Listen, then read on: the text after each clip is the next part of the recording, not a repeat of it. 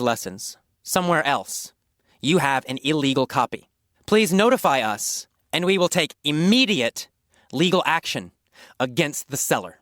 Thank you. Hello, welcome to the vocabulary for the Introduction to Power lessons. Let's start. Okay, let's talk about our first word is linguistic. Linguistic.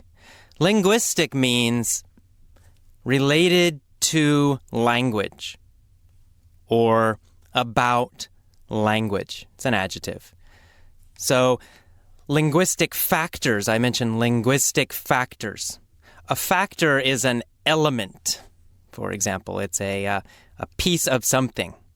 So, linguistic factors means elements about language, elements related to language. Or even more simply, things. Things related to language. And then in this talk, I talk about non-linguistic factors. Of course, non means not. It's negative.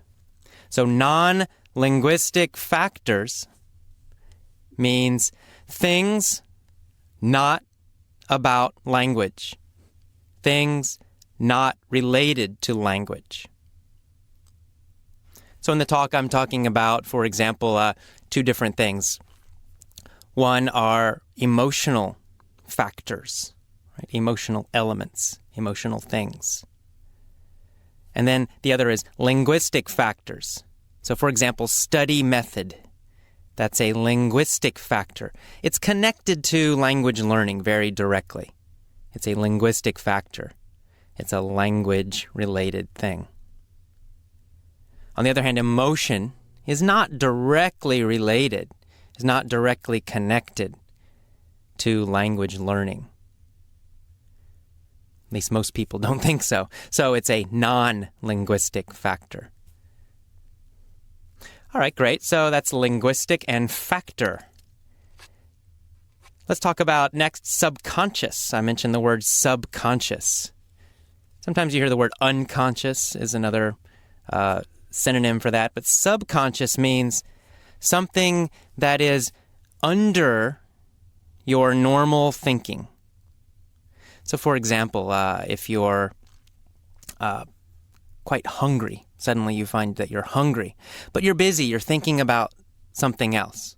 You're reading a book, but kind of under your thinking, you have this idea, I'm hungry, I'm hungry, I'm hungry. It's not a conscious thought. It's not a strong, direct thought. It's not at the top of your brain. Okay, sub means under or below. So it's kind of in the bottom, the back of your brain, this sort of quiet, small voice or this quiet, small thought. So that's subconscious. So I mentioned that you want to engage your subconscious. To engage means to use. To use or to, it's like turn on. So to turn on your subconscious, to use your subconscious, to engage your subconscious.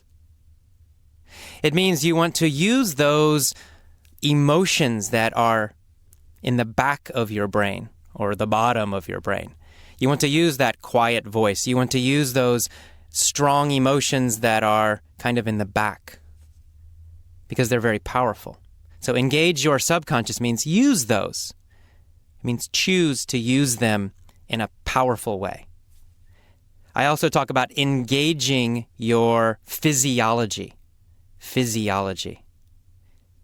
Physiology means related to the body. So it's related to the word physical. Right? Physical means body, something that is connected to your body or in your body. Okay, not your brain, not your mind. It's body. And physiology, again, is a similar idea.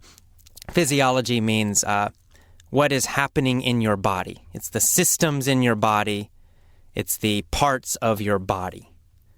So again, engage your physiology means use your body, right? Engage is turn on or use. Physiology, body. So engage your physiology. Engage your body. Use the parts of your body. Use the systems in your body.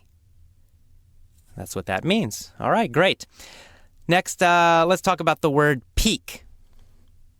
So peak I mentioned in the main story. Peak means top. Now, often we use this to describe, for example, a mountain. The very top of a mountain, we say it's the peak, the mountain peak, or the peak of the mountain. It's the very top part. We also use it in the phrase peak performance. Of course, performance means performing or doing something.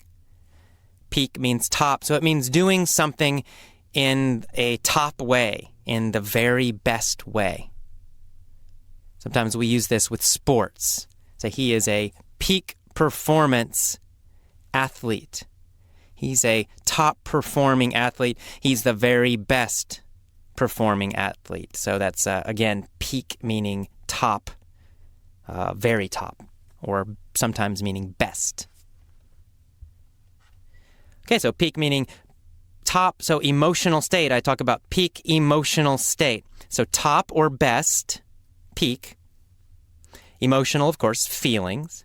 And state. State means kind of your situation or experience.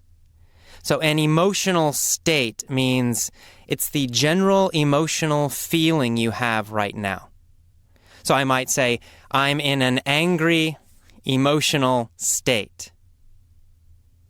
That means it's kind of a long-term idea. It means generally, for some time, I feel angry. Now, this is a very formal kind of academic or intellectual way to say I'm angry. Okay? So this is a little bit more formal kind of English. But again, an emotional state. It's a general emotional feeling, and it has a little bit of the idea of a long time. So a peak emotional state, a top or best emotional state, it means feeling very good for a while. Right? Say, I'm in a peak emotional state. I'm feeling very good for some time. Okay, now that is the vocabulary lesson for the introduction to power. Of course, if there are other words you did not understand, you can use the text, use the transcript, and a dictionary, and just find the word in your dictionary and write it on the text, and you can learn more vocabulary that way. It's very difficult for me to guess exactly which words you know and which words you don't know, because every student is different. So I will cover some of the main words, the words I think are quite important. But if there are other words you don't know, just use the text and a dictionary and write the meaning on the text. It's fine. Okay, I will see you next for the mini story. Thanks, and see you again soon.